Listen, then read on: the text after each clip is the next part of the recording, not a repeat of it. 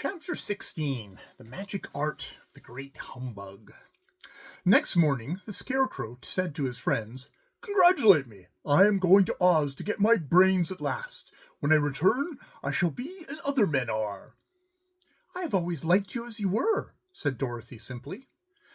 "It is kind of you to like a scarecrow," he replied, "but surely you would think more of me when you hear the splendid thoughts my new brain is going to turn out."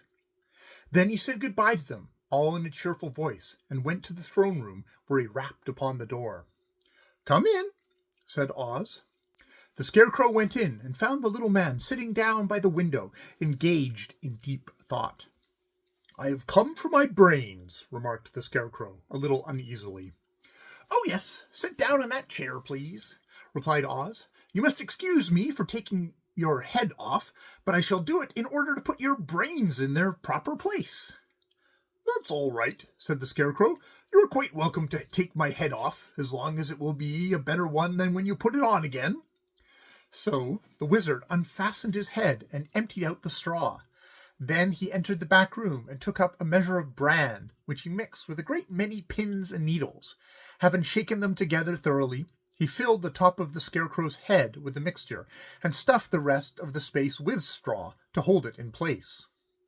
When he had fastened the Scarecrow's head on his body again, he said to him, "Hereafter you will be a great man, for I have given you a lot of brand new brains." The Scarecrow was both pleased and proud at the fulfillment of his greatest wish, and, having thanked Oz warmly, he went back to his friends. Dorothy looked at him curiously. His head was quite bulging out at the top with brains. "How do you feel?" she asked. "I feel wise indeed," he answered earnestly. "When I get used to my brains, I shall know everything." "Why are those needles and pins sticking out of your head?" asked the Tin Woodman. "That is proof that he is sharp," remarked the Lion. "Well, I must go to Oz and get my heart," said the Woodman. So he walked to the throne room and knocked at the door.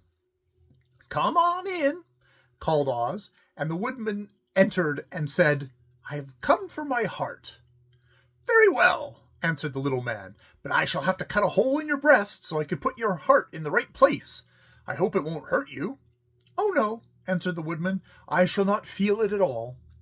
So Oz brought a pair of tinsmith shears and cut a small square hole in the side of the Tin Woodman's breast.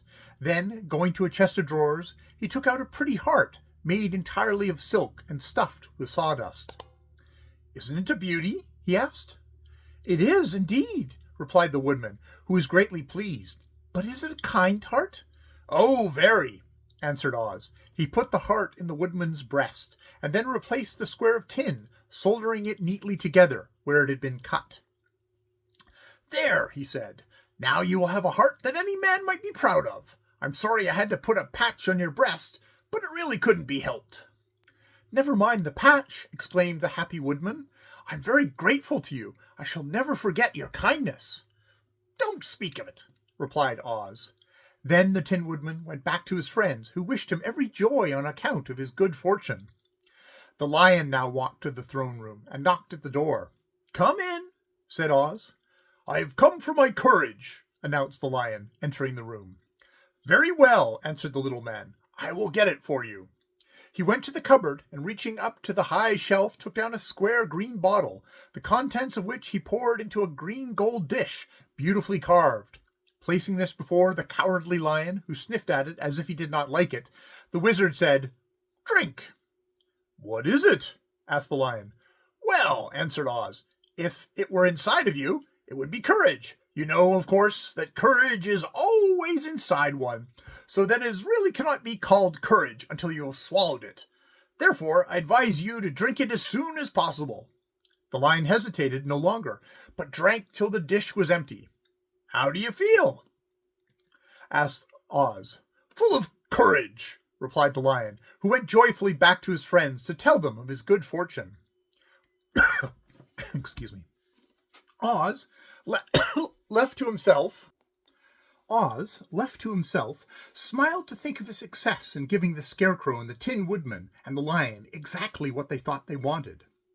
"How can I help being a humbug," he said, "when all these people make me do the things that everybody knows can't be done?" It was easy to make the Scarecrow and the Lion and the Woodman happy, because they imagine I could do anything. But it will take more than imagination to carry Dorothy back to Kansas, and I'm sure I don't know how it can be done.